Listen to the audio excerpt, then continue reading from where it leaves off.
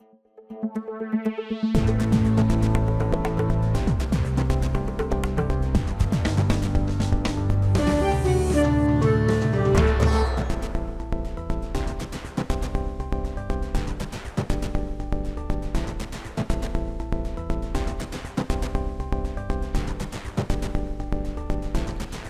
এখন জনপদে সঙ্গে আছে গালিব ইবনে রিয়াজ। চলাচল উদ্বোধনী অনুষ্ঠানে যোগ দিতে ফেরিতে সন্দ্বীপ পৌঁছেছেন 6 উপদেষ্টা। দুপুরে ভার্চুয়ালি যোগ দিবেন ডক্টর মোহাম্মদ ইউনূস।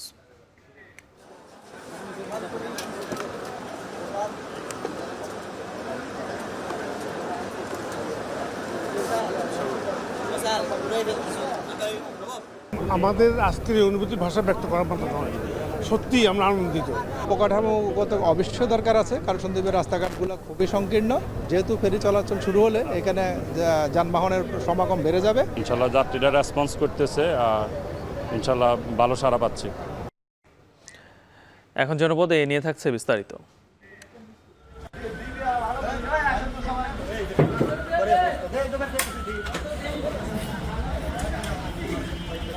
লিভার সংকট, আনলোডের সমস্যা, এখানে রাস্তার উপরে অনেক গাড়ি। আজ 5 দিন ধরে সিরিয়ালে পড়ে রয়েছি, মাল নষ্ট হয়ে যাইতেছে, মাল নামাইতেছে না। ইতিমধ্যে 60,000 বস্তা ঢুকে গেছে, বাইরে এখনো 50,000 বস্তা আছে। লেবারের সংকটের কারণে আমাদের যানজট বেশি। অতিরিক্ত চাপ ও শ্রমিক সংকটে দীর্ঘ অপেক্ষার পর ফরিদপুরের হিমাগারে রাখা যাচ্ছে না আলু। এতে নানা ভোগান্তির পাশাপাশি আলু নষ্ট হওয়ার শঙ্কায় কৃষক ও ব্যবসায়ীরা। এখন জনপদে এ নিয়েও থাকছে বিস্তারিত। তবে শুরুতেই ঈদযাত্রার খবর। কদিন বাদেই ঈদ উল ফিতর, এরই মধ্যে বাড়ি ফিরতে শুরু করেছেন মানুষ। ফলে যানবাহনের চাপ বাড়ছে মহাসড়কগুলোতে। এ নিয়ে আরও জানাতে ঢাকা ময়মনসিংহ মহাসড়ক থেকে ইমতিয়াজ আহমেদ আর ঢাকা টাঙ্গাইল যমুনা সেতু মহাসড়ক থেকে যুক্ত হচ্ছেন কাউসার আহমেদ। শুরুতেই ইমতিয়াজ, কি অবস্থা? আজকে থেকে তো ট্রেনে যেহেতু ঈদযাত্রা শুরু হলো, সড়কেও তো মানুষের চাপ বাড়ছে, কেমন চাপ দেখছেন? আর ঈদযাত্রা নির্বিঘ্ন করতে মহাসড়কের কি ধরনের ব্যবস্থা নেওয়া হচ্ছে? গালিব, যতই দিন ঘনিয়ে আসছে আসলে ঈদের ঘরমুখে মানুষের ভিড় বাড়ছে এবং সেই সাথে ঢাকা ময়মনসিংহ মহাসড়কে কিন্তু গাড়ির চাপও বাড়ছে। বিশেষ করে বাস, পণ্যবাহী ট্রাক, প্রাইভেট কার সব বিভিন্ন যে যানবাহনের চাপ কিন্তু বাড়ছে। আমরা রয়েছি ময়মনসিংহের অত্যন্ত গুরুত্বপূর্ণ একটি জায়গা, ঢাকা ময়মনসিংহ মহাসড়কের উপরে চুরখাই নামক এলাকায়। এবং আমরা যেটা গালিব দেখতে পাচ্ছি যে সড়কে একটা বিশৃঙ্খলা কিন্তু প্রতি বছরের মতো কিন্তু এবারও রয়েছে। আমরা দেখতে পাচ্ছি এই এলাকাটিতে সারিবদ্ধভাবে বালিবাহী যে ট্রাকগুলো রয়েছে সেগুলো কিন্তু লম্বা দীর্ঘ সারি কিন্তু আপনি দেখতে পাচ্ছেন, এবং এগুলো কিন্তু কয়েকদিন পর্যন্ত এখানে থাকে। মূলত নেত্রকোনা এবং শেরপুর থেকে যে বালুগুলো আনা হয় সেগুলো কিন্তু এখানে ব্যবসা বাণিজ্য করা হয়। এবং এই যে রাস্তার উপর দাঁড়িয়ে থাকা এই ট্রাকগুলোর জন্য কিন্তু মাঝে মাঝে যানজট সৃষ্টি হয়। এবং যানজটের চেয়েও ভয়াবহ বিষয়টি হলো দুর্ঘটনার কবলে পড়ে এই অঞ্চলটিতে বেশিরভাগ ক্ষেত্রে বিভিন্ন থ্রি হুইলার, বাস, প্রাইভেট কার সব বিভিন্ন যানবাহনগুলো। এবং এবং এবং সেই এবং এবং আমরা জানতে পারলাম যে আসলে ঈদ যাত্রা নিয়ে কমলাপুরে একটি ব্রিফিং হচ্ছে আসলে রেলের, আর আমরা সরাসরি সেখানে চলে যাব।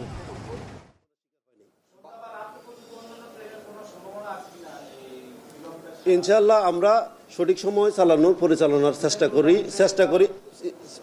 আমরা সবসময় সঠিক সময় পরিচালনার চেষ্টা করি।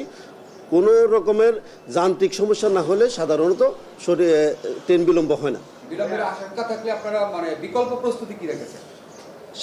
সেটা হলো, যদি আমরা পূর্ব থেকে বিলম্বের আশঙ্কা করি বা কোনো সমস্যার কারণে বিলম্ব হচ্ছে জানি, সেই ক্ষেত্রে আমরা মেসেজের মাধ্যমে জাতি সাধারণকে অবহিত করি। আর উপস্থিত বা হঠাৎ করে যদি কোনো যান্ত্রিক গোলযোগের কারণে বিলম্ব হয়, সেটা তো তখন আর সুযোগ হয় না।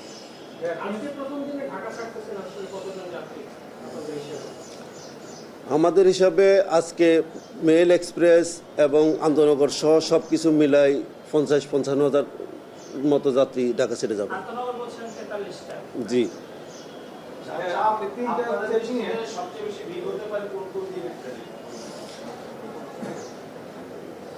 27 তারিখ 28 তারিখ এই 2 দিন সবচেয়ে বেশি, 27, 28, 29 এই 3 দিন সবচেয়ে বেশি যাত্রী সমাগম হতে পারে বলে আমার মনে হচ্ছে।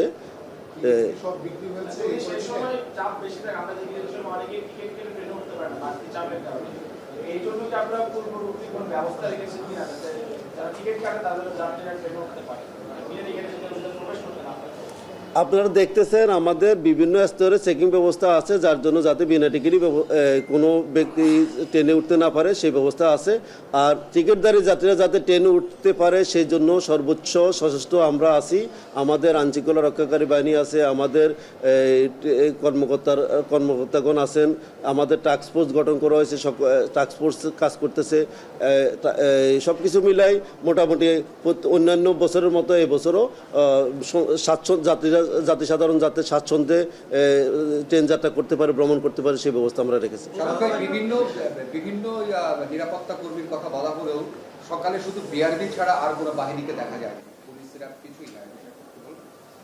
জিআরপি এবং আরএমবি সেটা আমাদের রেলওয়ের কার্যক্রমের সাথে সরাসরি জড়িত।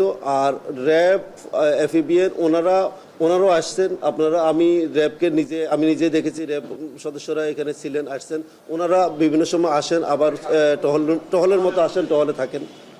এবারে ঢাকা টাঙ্গাইল যমুনা সেতু মহাসড়ক থেকে যুক্ত হচ্ছেন সহকর্মী কাউসার আহমেদ।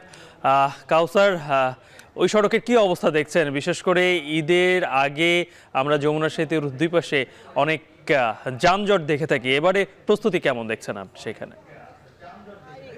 মহাসড়কের গুরুত্বপূর্ণ পয়েন্টে বিভিন্ন বিশেষ করে বাস স্ট্যান্ড এলাকায় ঘরমুখ মানুষের ভিড় লক্ষ্য করেছি। আমি আছি এলেঙ্গা বাস স্ট্যান্ড এলাকায়। এই এলাকায় মহাসড়কে 3 হুইলার চলাচলের নিষেধাজ্ঞা থাকলেও আমরা লক্ষ্য করেছি আমার পেছনেও কিন্তু এখনো অবৈধ পার্কিং করে রাখা হয়েছে বেশ কিছু সিএনজি চালিত অটোরিকশা।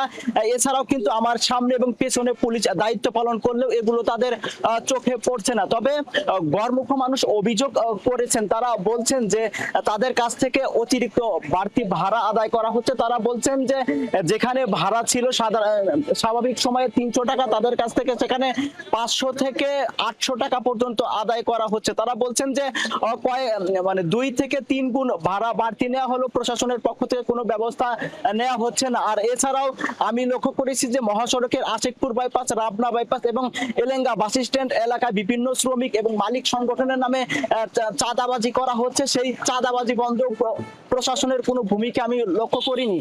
তবে আমার সাথে কথা হয়েছে যমুনা সেতু মহাসড়কের যিনি নির্বাহী প্রকৌশলী, তার সাথে তিনি জানিয়েছেন যে স্বাভাবিক সময়ে 18 থেকে 20 হাজার যানবাহন পারাপার করলেও গত রাত 12টা পর্যন্ত গত 24 ঘন্টায় যমুনা সেতুতে প্রায় 22,300 যানবাহন পারাপার হয়েছে। তিনি জানিয়েছেন যে প্রতি মিনিটে প্রায় 15টির অধিক যানবাহন সেতু পারাপার করেছে। আর আমি লক্ষ্য করেছি যে মহাসড়কের উত্তরবঙ্গগামী লেনে কিন্তু ঘরমুখ মানুষ, বিশেষ করে গণপরিবহন, ট্রাক সহ অন্যান্য যানবাহনের ভিড় লক্ষ্য করেছি। আমি সকাল থেকে দেখেছি যে অনেকেই মোটরসাইকেলে ঝুঁকি নিয়েও কিন্তু বাড়ি ফিরছেন।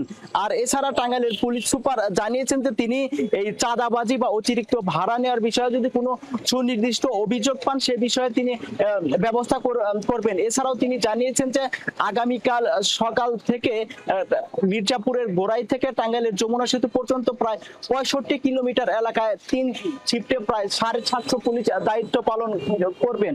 এছাড়াও আমি যেখানে আছি আমি লক্ষ্য করেছি যে এখানে এই অবৈধ পার্কিং করার কারণে যারা উত্তরের যাত্রী রয়েছেন, বিশেষ করে বাস চালক এবং যাত্রী, তাদের কিন্তু ভোগান্তি পোহাতে হচ্ছে। এই অবৈধ পার্কিং এর কারণে এখানে 4 থেকে 5 মিনিট, কখনো 10 মিনিট সময় লেগে যাচ্ছে উত্তরে ঘরমুখ মানুষের, যেখানে 1 মিনিটও লাগার কথা না।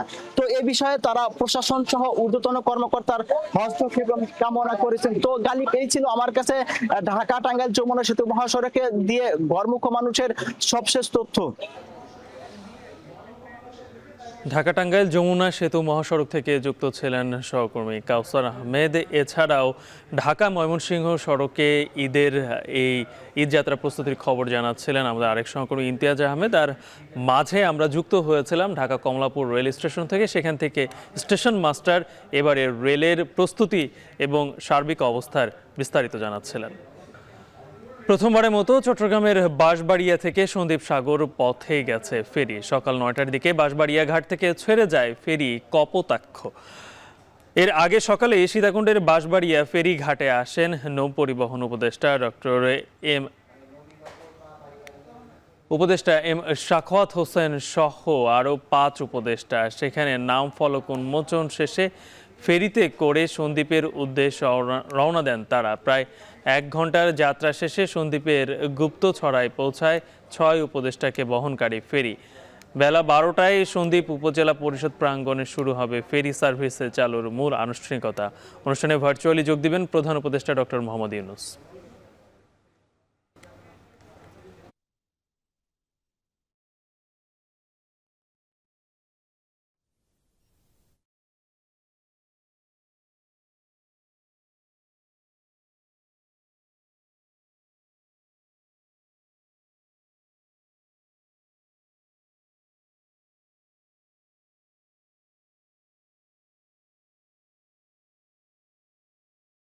আমরা চাচ্ছি এটা কন্টিনিউ চলক, সন্দ্বীপবাসীর জন্য এটা একটা বিশেষ একটা দিন আজকে। মানুষজন নির্বিঘ্নে চলাচল করতে পারবে, বিশেষ করে যাতায়াত এবং যোগাযোগ ব্যবস্থার ক্ষেত্রে এটা একটা নতুন দ্বার উন্মোচিত হয়েছে। শিল্পায়ন করতে পারি তাহলে সন্দ্বীপের মানুষ তাদের অর্থনৈতিক অবস্থা সম্পূর্ণভাবে পরিবর্তন হয়ে যাবে। চট্টগ্রাম সন্দ্বীপ ফেরি সেবার উদ্বোধনী সমাবেশে যোগ দিয়েছেন 6 উপদেষ্টা। এ নিয়ে আরও জানাতে সন্দ্বীপ উপজেলা পরিষদ প্রাঙ্গণ থেকে যুক্ত হচ্ছেন ফয়সাল করিম। ফয়সাল, এর আগের সংবাদে আপনি যুক্ত হয়েছিলেন আমাদের সঙ্গে, তখন ফেরি চলছিল, নিশ্চয় এখন অন্য পারে আপনারা আছেন, সেখানকার আনুষ্ঠানিকতার বিস্তারিত জানাবেন।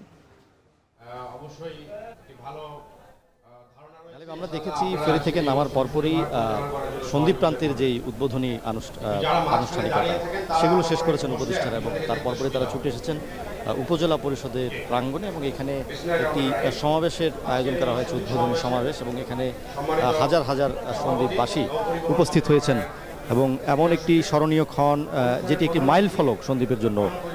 শত বছরের গ্লানি, দুঃখ, দুর্ভোগ ভোলার যেই গল্প, সেই গল্পের যে সূচনা, সেই সূচনা তারাও একাত্মতা প্রকাশ করছেন, সামিল হয়েছেন এবং তাদের মধ্যে উৎসবের আমেজ যেমন বিরাজ করছে, তেমনি এক ধরনের আনন্দ, এক ধরনের গভীর আনন্দ তারা এই উদ্বোধনী বা ফেরি চালুর মধ্য দিয়ে পাচ্ছেন। কারণ তারা বলছেন যে আসলে এই সন্দ্বীপের অসংখ্য দাবি দেওয়ার মধ্যে এই ফেরি চালুর যে দাবি, সেটি অত্যন্ত অন্যতম একটি দাবি ছিল তাদের জন্য, এবং এই দাবি পূরণ হওয়ার বা এই স্বপ্নের যে বাস্তবায়ন, সেটি নিজ চোখে দেখার যে অনুভূতি বা যেই আনন্দ, সেটি তারা প্রকাশ করছেন। এবং এখন যেই সমাবেশ চলছে সেখানে তারা ছুটে এসেছেন দলে দলে, নারী পুরুষ বয়োবৃদ্ধ শিশু নির্বিশেষে এই সমাবেশে যোগ দিয়েছেন অসংখ্য সন্দ্বীপবাসী এবং 6 উপদেষ্টার একটি বহর। এবং আমরা দেখছি যে এখন এই সমাবেশের উদ্বোধনী যেই আনুষ্ঠানিকতা সেগুলো চলছে। কিছুক্ষণ পরেই এখানে ভার্চুয়ালি যোগ দেবেন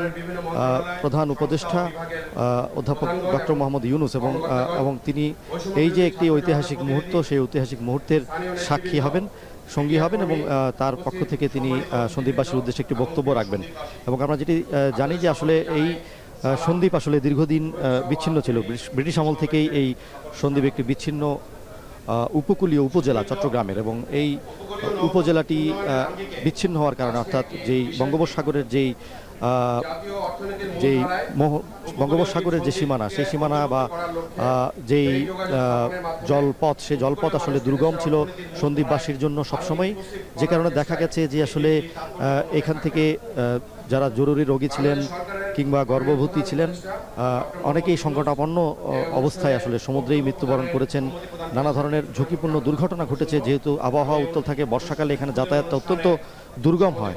তো সে কারণে আসলে এই যে দুঃখ দুর্দশা বা নানা ধরনের দুর্ঘটনার যে লাঘব, সেই লাঘব হবে। এবং তারা বলছেন যে আসলে এই ফেরি চালুর মধ্য দিয়ে এক ধরনের সম্ভাবনার সূচনা যেমন হলো, তেমনি এই সম্ভাবনাকে পুরো মাত্রায় বা এই সম্ভাবনাকে পুরো মাত্রায় কাজে লাগানোর জন্য তারা দাবি করছেন যে ফেরির পাশাপাশি এই সন্দ্বীপের অংশে যে অবকাঠামোগত উন্নয়ন, সেই উন্নয়নটাও তারা চাচ্ছেন। কারণ এখানে বড় বড় ট্রাক লরি কিংবা বাসের যাতায়াত যেহেতু বাড়বে, সেহেতু সন্দ্বীপের যে সরু সড়ক নেটওয়ার্ক, সেই সরু সড়ক নেটওয়ার্ক পরিবর্তনে তারা দাবি জানাচ্ছেন। এবং পাশাপাশি এখানে যেই টেকসই উন্নয়ন বা পরিকল্পিত উন্নয়ন, সেই পরিকল্পিত উন্নয়নের দাবিও তাদের রয়েছে।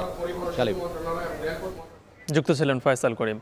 ঈদযাত্রা নির্বিঘ্ন করতে এবং চাঁদাবাজি বন্ধে যৌথ সংবাদ সম্মেলন করছে সড়ক পরিবহন মালিক সমিতি ও বাংলাদেশ সড়ক পরিবহন শ্রমিক ফেডারেশন। সরাসরি যুক্ত হচ্ছে থাকেন সেক্ষেত্রে কেন্দ্রীয় মালিক সমিতি বা কেন্দ্রীয় শ্রমিক ফেডারেশন কোনোভাবেই সংশ্লিষ্ট বা জড়িত নয়।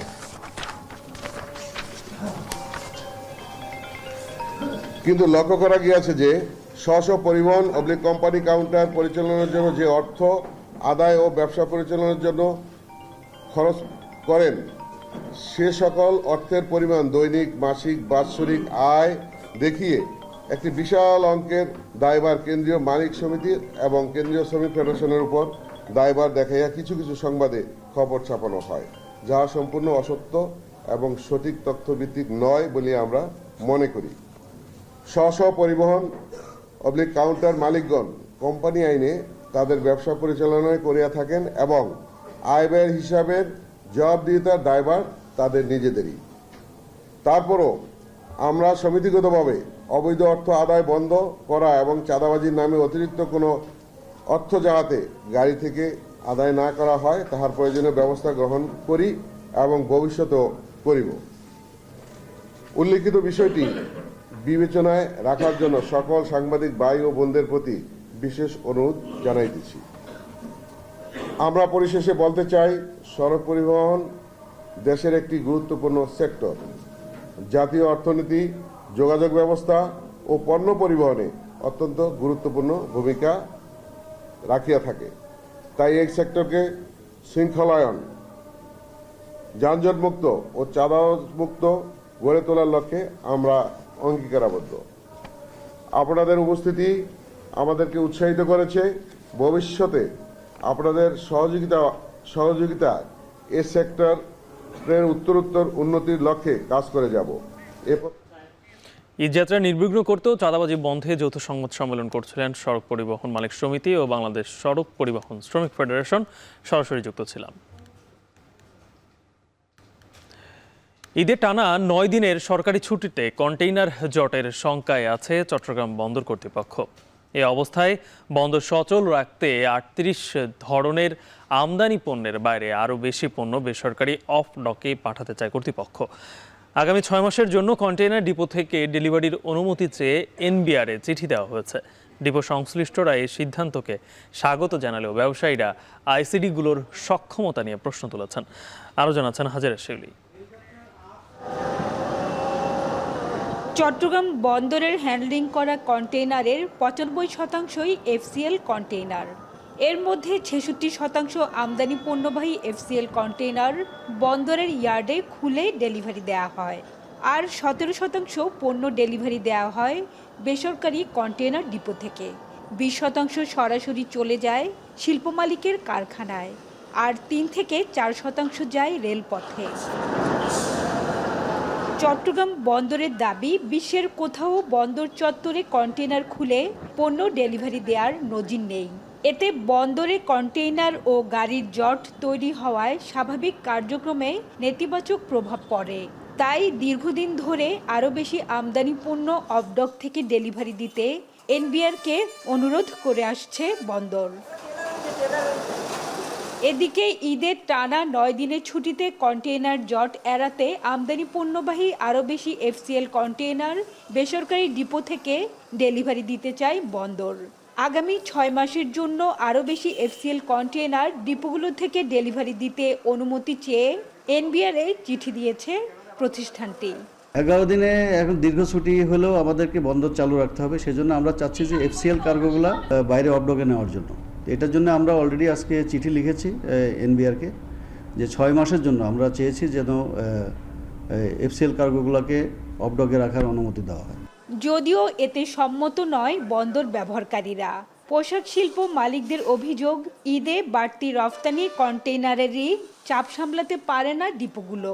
তাই প্রতিদিনের বিপুল অঙ্কের ট্রাক ও কাভার্ড ভ্যানের ড্যামারেজ দিতে হয় তাদের। ঈদের সময় আপনি একটা জিনিস দেখবেন, কিলোমিটার টু কিলোমিটার আপনার গাড়ি লাইন পর থেকে এক্সপোর্টের গাড়ি, ওগুলো ওরা কন্টেইনার শর্টের কারণে, স্পেসের কারণে কিন্তু ওগুলো ক্লিয়ার করতে পারে না আপনার। সেক্ষেত্রে আমরা প্রতিনিয়ত ডেলি বেসিসে আমরা কিন্তু আপনার ট্রাক ড্যামারেজ দিয়ে যাই। সেক্ষেত্রে যদি এখন ইনপুট কার্গোগুলো সহ যদি ঢুকাই দেয় তাহলে কি হবে, এখানে বড় ধরনের একটা ডিজাস্টার আসবে বন্দরের জন্য। ব্যবহারকারীদের অভিযোগ, আইসিডিগুলোর চার্জ বন্দর থেকে 3 গুণ বেশি। সেই সঙ্গে রয়েছে যন্ত্রপাতি ও জনবল সংকট। তাই সক্ষমতা না বাড়িয়ে বেশি আমদানি কন্টেইনার ডিপোতে পাঠালে ক্ষতিগ্রস্ত হবেন তারা। বাংলাদেশের যে পণ্যের যে ভলিউম, সেই ভলিউম অনুযায়ী আমাদের কিন্তু সেই পরিমাণ প্রাইভেট আইসিটি ডিপো গড়ে ওঠে নেই। তো এই একসাথে যদি এতগুলো পণ্য যদি বাইরে বের করে নিয়ে যাওয়া হয়, তাতে করে আমদানিকারক যারা আছেন তাদের কিন্তু অনেক বেশি আপনার ক্ষতি, প্রায় খরচ এবং সময় সবগুলো কিন্তু নষ্ট হওয়ার সম্ভাবনা আছে। অফডকের ক্ষেত্রে আমাদের মধ্যে অনীহা আছে, একমাত্র কারণ হচ্ছে অনেক চার্জেস তাদের টাকা পয়সা এত বেশি, সেটা আমাদের ইয়ের সাথে পণ্যের খালাসের ক্ষেত্রে আমরা অনেক কষ্ট ভোগ করছি। চট্টগ্রাম বন্দর যেভাবে করবে, লজিস্টিক সাপোর্ট দিবে, অফডকগুলো সে লজিস্টিক সাপোর্ট দিতে পারবে না। তাদের মেশিনারিজ, তাদের যন্ত্রপাতি, তাদের কুইক সার্ভিস দেওয়ার ক্ষেত্রে তাদের সেই অ্যারেঞ্জমেন্ট নেই। যদিও ডিপো মালিকদের সংগঠন বিগডার দাবি, ডিপো থেকে পণ্য ডেলিভারি নিলে বন্দরে কন্টেইনার জট কমায়, জাহাজের গড় অবস্থানকাল কমবে। এতে জাহাজ ভাড়া কমায় আমদানিকারকরা লাভবান হবেন। কারণ যখনই সকল ধরনের এফসিএল কন্টেইনার বেসরকারি অফডকগুলো থেকে ডেলিভারি হবে, তখনই কিন্তু চট্টগ্রাম বন্দরে যানজট কমে যাবে এবং জাহাজের টার্নারাউন্ড টাইম হ্রাস পাবে। জাহাজের টার্নারাউন্ড টাইম হ্রাস পেলেই জাহাজের ফ্রেট কমে যাবে নিশ্চিতভাবেই। সুতরাং আমদানিকারকরা সেখান থেকে লাভবান হবেন। এবং সবচেয়ে বড় কথা, চট্টগ্রাম বন্দরের ভেতর থেকে আমদানি পণ্য খুলে ডেলিভারি দেওয়ার প্রথা বর্তমানে পৃথিবীতে কোথাও চালু নেই। 38 ধরনের আমদানি পণ্য বেসরকারি 21টি কন্টেইনার ডিপো থেকে ডেলিভারি দেওয়া হয়। বছরে 23 লাখ কন্টেইনার হ্যান্ডলিং করে এসব ডিপো। এর মধ্যে আমদানি কন্টেইনার 3 লাখ, রফতানি 7 লাখ ও খালি কন্টেইনার 13 লাখ। হাজেরা শিউলি, এখন, চট্টগ্রাম। বকেয়া বেতন ভাতার দাবিতে চট্টগ্রাম ইপিজেডের সামনের সড়ক অবরোধ করে বিক্ষোভ করছেন পোশাক শ্রমিকরা। এ নিয়ে আরও জানাতে যুক্ত হচ্ছেন হাজেরা শিউলি। শিউলি, শ্রমিকদের কত মাসের বেতন বকেয়া রয়েছে আর সমস্যা সমাধানের বিষয়ে কর্তৃপক্ষ কি বলছে?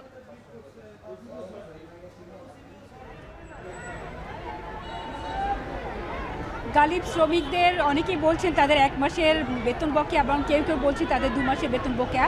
আর যেহেতু গার্মেন্টসটি জিএমএস যে কারখানার শ্রমিকরা এখন রাস্তায় অবস্থান নিয়েছেন, সেই কারখানাটি লে অফ ঘোষণা করা হয় গত 5ই মার্চ এবং মালিকপক্ষ কথা দিয়েছিল যে 7ই মার্চে তারা শ্রমিকদের বকেয়া বেতন এবং তাদের যে পাওনা লে অফ করা হলে সাধারণত আইন অনুযায়ী 3 মাসের বেতন তারা পান এবং সেই সঙ্গে যে বোনাস সেটিও তাদের প্রাপ্য।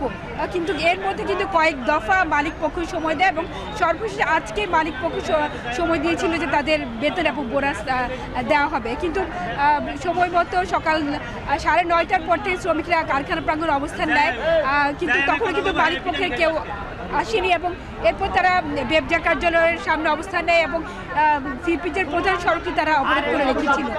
তবে বেবজা থেকে বারবার তাদেরকে আশ্বাস দেওয়া হচ্ছে যে আগামীকাল তাদের বেতন করা হবে এবং মালিক তাদেরকে অডিও বার্তা পাঠিয়েছে এবং সে টাকা জোগাড়ের চেষ্টা করছে। তবে শ্রমিকরা এই দাবি মানছে না এবং তারা বলছে মালিক আসলে তাদেরকে টালবাহানা করছে এবং যেহেতু একদিন পর সব পুরো সরকারি ছুটি হয়ে যাবে, মাঝখানে 26শে মার্চ আর মাত্র একদিন সময় আছে, তাই তারা মালিকের এই কথায় তারা আস্থা রাখতে পারছেন না এবং ইপিজে যে সড়ক কিন্তু অত্যন্ত গুরুত্বপূর্ণ সড়ক এবং এই সড়ক পার হয়ে কিন্তু বিমানবন্দর এবং এখানে অনেকগুলো বেসরকারি কন্টেনার ডিপো আছে, তেল শোধনাগার এবং রাষ্ট্রীয় যে 3টি তেল বিপণন কোম্পানি পদ্মা, মেঘনা, যমুনা সবগুলোর কিন্তু এখানে স্থাপনাগুলো এবং তেলের যে ডিপো সেগুলো এখানে।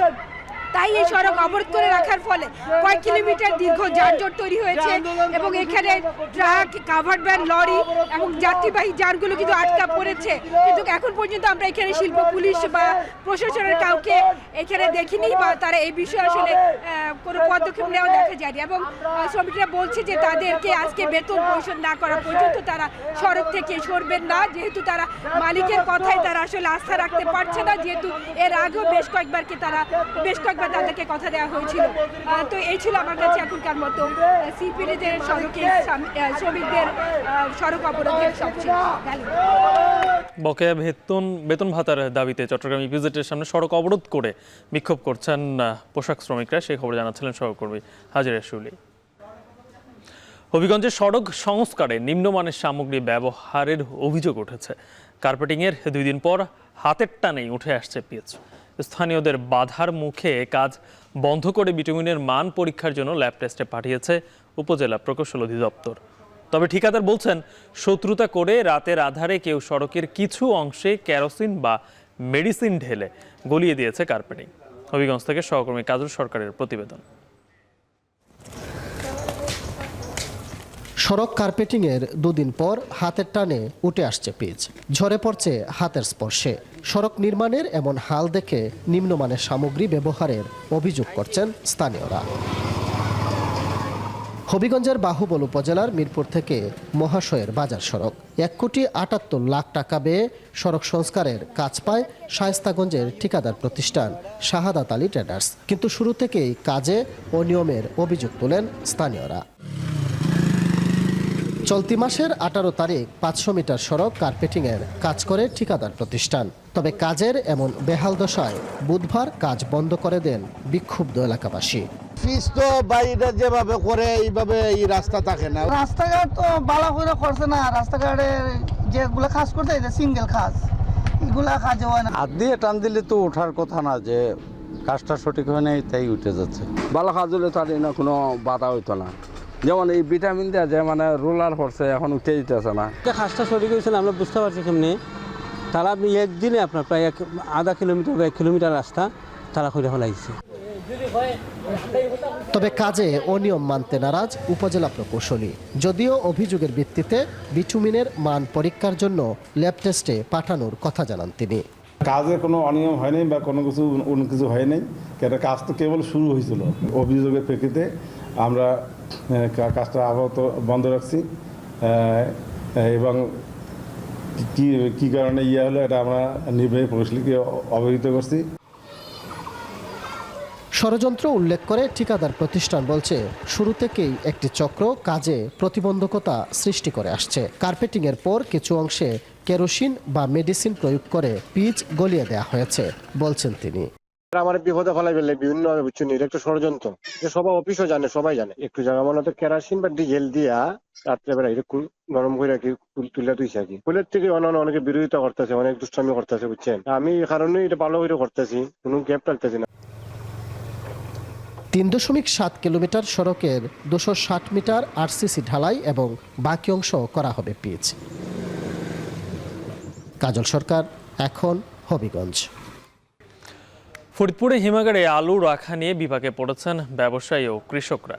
দীর্ঘ লাইন ধরে অপেক্ষা করেও আলু রাখতে না পারায় ভোগান্তিতে পড়েছেন তারা। এতে আলু নষ্ট হওয়ার শঙ্কা প্রকাশ করেছেন হিমাগারের সামনে অপেক্ষারত চাষিরা।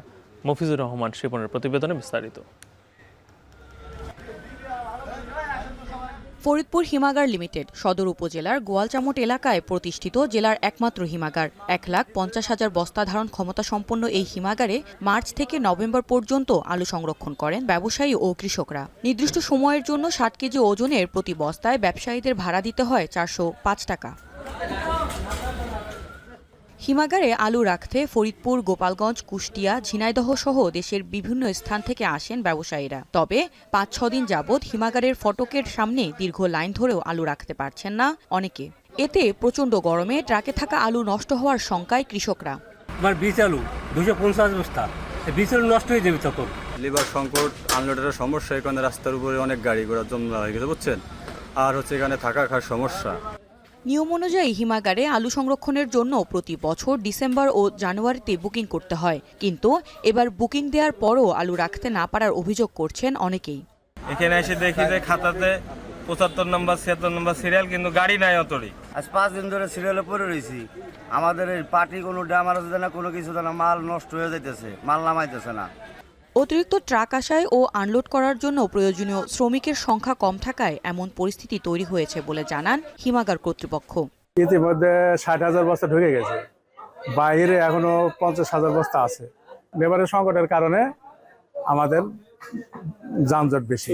দ্রুত এই সমস্যার সমাধান করে হিমাগারে আলু রাখার ব্যবস্থা করা হবে বলে আশ্বাস দিয়েছে কর্তৃপক্ষ। এখন ফরিদপুর। ঈদ উপলক্ষে ভিড় বাড়ছে শেরপুরের জুতার দোকানগুলোতে, কিন্তু শপিং মল ছাড়াও বিক্রি বেড়েছে ফুটপাতের জুতার দোকানে। এনে বিস্তারিত জানাতে শহরের টাউন হল মার্কেটের সামনে থেকে যুক্ত হচ্ছেন জাহিদুল খান সৌরভ। সৌরভ, ফুটপাতের দোকানগুলোতে প্রতিদিন কত টাকার বেচাকেনা হচ্ছে আর ঈদকে ঘিরে কত টাকার লেনদেন হওয়ার সম্ভাবনা রয়েছে?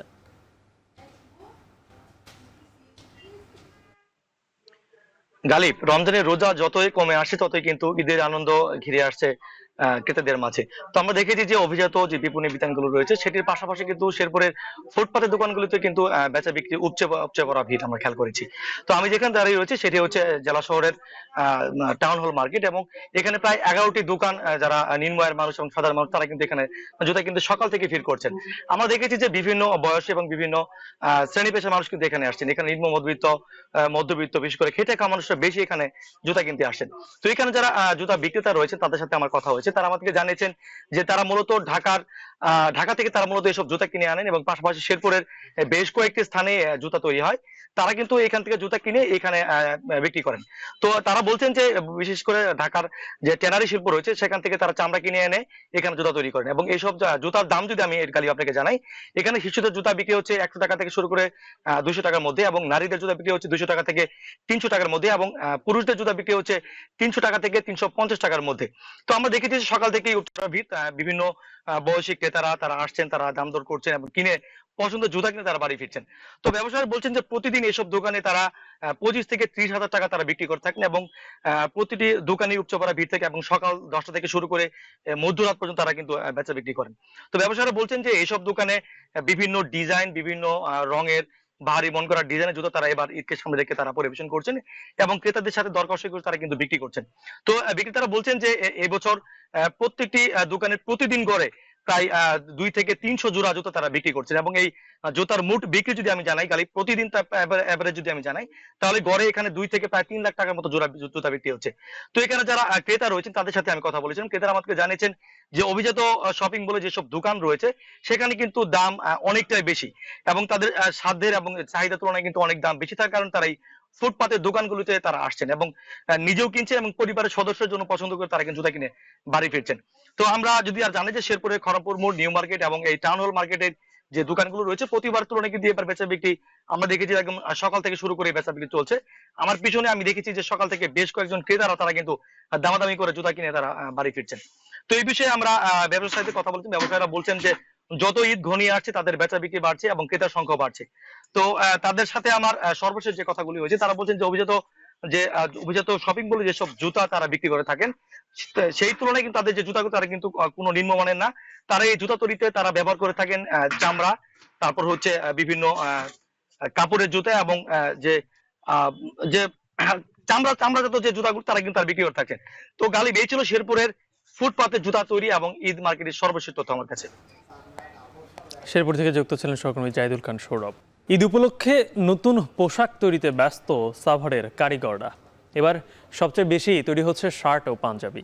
ক্রেতা বাড়ায় দীর্ঘদিন পর কাজে গতি ফিরেছে বলছেন সংশ্লিষ্টরা। এবছর কয়েক কোটি টাকার বেচা কেনার আশা ব্যবসায়ীদের। আরও জানাচ্ছেন হুমায়ুন কবির। বিরামহীন ঘুরছে সেলাই মেশিনের চাকা। কাজের চাপের মাঝেই একটু জিরিয়ে নেয়া, বিশ্রাম শেষে আবারও নেমে পড়তে হবে কাজে। এ চিত্র সাভারের অন্ধসংস্থা মার্কেটের দর্জিপাড়ায়। এখানে প্রায় শতাধিক দোকানে ব্যস্ততা বেড়েছে হাজারো কারিগরের। এসব দোকানে তৈরি হচ্ছে নিত্য নতুন পোশাক। গতবারের তুলনায় অর্ডার বেড়েছে দ্বিগুণ। ঈদগুলো একটু বেশি হয় আর কি, সবাই তো নতুন পোশাক পরে, বুঝলেন না? কিছু পাঞ্জাবির আইটেম চলে, আলহামদুলিল্লাহ গোস কাপড়ের এরিয়া চলতেছে আলহামদুলিল্লাহ। সাভার আশুলিয়া শিল্প অধ্যুষিত এলাকা হয় এখানে বসবাসরত বেশিরভাগই নিম্ন আয়ের মানুষ। এসব কারখানায় 500 থেকে 550 টাকা মজুরিতে তৈরি হচ্ছে শার্ট, প্যান্ট, পাঞ্জাবি সহ নানা ধরনের পোশাক। ঈদ উপলক্ষে অনেক পাঞ্জাবি, জুব্বা এগুলো বানাইতেছে। শার্ট, প্যান্ট, পাঞ্জাবির কাজটা একটু বেশি, কিন্তু গলার বাতটা একটু কম। ব্যবসায়ী নেতারা বলছেন সাভারের বিপণী বিতানগুলোতে জমে উঠেছে বেচাকেনা। এবছর কয়েক কোটি টাকার বেচাকেনার আশা তাদের। বিপণী বিতানগুলো বেশ জমে উঠেছে, পাশাপাশি যারা দর্জি রয়েছেন তারাও বেশ অর্ডার পেয়েছেন। রমজানের শুরু থেকে চলা ঈদের পোশাক তৈরির এ ব্যস্ততা চলবে চাঁদ রাত পর্যন্ত। হুমায়ুন কবির, এখন সাভার। চৈত্রের খরতাপে চাহিদা বাড়ে পানি জাতীয় ফল বাঙ্গির। কুমিল্লায় এবছর বাঙ্গির বাম্পার ফলন হয়েছে। আকারে বড় ও ভালো দাম পাওয়ায় কৃষকেরাও বেশ উৎফুল্ল। চলতি মৌসুমে বাঙ্গি চাষ করে বেশিরভাগ কৃষকে ভালো দাম পাবে বলছে কৃষি বিভাগ। কুমিল্লা থেকে খালেদ সাইফুলের প্রতিবেদন। ফলন ও দাম ভালো পাওয়ায় কুমিল্লার দাউদকান্দিতে বেশ উৎফুল্ল কৃষকরা। বছর জুড়ে জলাবদ্ধ জমিতে মাছ চাষ করলেও শুকনো মৌসুমে বেকার হয়ে পড়েন প্লাবনভূমির কৃষকরা। তাই এ সময় বাঙ্গি চাষ তাদের জন্য অধিক লাভজনক। ভেলানগরের অধিকাংশ মাঠেই এবছর বাঙ্গির ভালো ফলন হয়েছে। পোকামাকড়ের আক্রমণ কম থাকায় আশানুরূপ ফলন পেয়েছেন কৃষকরা। আমরা পরিবার সবাই মিলেই বাঙ্গি করি, আমাদের সহযোগিতা করে ছেলেমেয়েরাও, নিজেরাও খাটি। আমরা এটা দিয়েই একটু লাভবান হই। এটা অন্য ফসল তো এটা লাভ। হ্যাঁ, আমরা 1 লাখ টাকা প্রতি কানিতে ইনশাল্লাহ বেচা যায়। মাঠ থেকে আসা বাঙ্গি ট্রাক বোঝাই হয়ে যাচ্ছে দেশের বিভিন্ন জেলায়। আকারে বড় সুস্বাদু বাঙ্গির ভালো দাম পেয়ে সন্তুষ্ট কৃষক ও পাইকাররা। পাইকারদের পাশাপাশি বাঙ্গি কিনতে আসছেন খুচরা বিক্রেতারা। তো এখানে বাঙ্গি বেলানগর বাঙ্গির ঐতিহ্য অনেক পুরানো ঐতিহ্য এবং খুব ভালো মানের বাঙ্গি। পাইকারি ব্যবসায়ী আছে, ওনারাও যদি ঠিকঠাক মতো এখান থেকে ক্রয় করে নিয়ে যায় তাহলে কৃষকরাও কিন্তু উৎসাহিত হয়ে আরো ভালো করে ফলন করার চেষ্টা করবে আর কি। এই বাঙ্গিগুলো যায় ভৈরব, যায় নারায়ণগঞ্জ, যায় ঢাকা, যায় সিলেট ও বিভিন্ন জায়গার মধ্যে যায় বাঙ্গি। চলতি বছর অনুকূল আবহাওয়ায় বাঙ্গির উৎপাদন ভালো হয়েছে। কৃষকেরা বাঙ্গি চাষে ধানের তুলনায় 3 গুণ লাভবান হচ্ছেন বলে জানায় কৃষি অধিদপ্তর। রবি মৌসুমে প্রায় 125 হেক্টর জমিতে বাঙ্গি আবাদ হচ্ছে এবং বাঙ্গি চাষে কৃষকরা বেশ লাভবান হচ্ছে এবং বাজার ব্যবস্থার জন্য এখানে একটা মার্কেটিং সিস্টেমে গড়ে ওঠে, যেখানে তারা নিজেদের ব্যবস্থাপনায় তারা বাজারে এই প্রোডাক্টগুলো পাঠায়। যখন কৃষকরা তাদের কর্মহীন হয়ে পড়ে সেই সময় বাঙ্গি তাদেরকে বিরাট একটা লাভজনক পেশা হিসাবে তারা উপকৃত। পরিবারের সবাই মিলে বাঙ্গি উৎপাদন করা লাগে, কারণ বাঙ্গি ফলনের ক্ষেত্রে যেমন পারিবারিক সদস্যদের সহযোগিতা লাগে, বাঙ্গি বাজারজাত করার ক্ষেত্রেও তারা এই জমি থেকে অর্থাৎ জায়গা বাজার হয় সে পর্যন্ত পৌঁছেতে তারপরে পাইকাররা সেখান থেকে নিতে পারে। এবছর জেলার 310 একর জমিতে বাঙ্গি চাষ করা হয়েছে, যার বাজার মূল্য প্রায় 12 কোটি টাকা। খালেদ সাইফুল্লাহ, এখন কুমিল্লা। এই ছিল এখন জনপদের আয়োজনে। এখন টেলিভিশন ওয়েবসাইটে দেখতে ভিজিট করুন এখন.টিভি, ফেসবুকে চোখ রাখুন facebook.com/tv.এখন, আর ইউটিউবে লাইভ দেখতে ভিজিট করুন youtube.com/c/এখন.tv।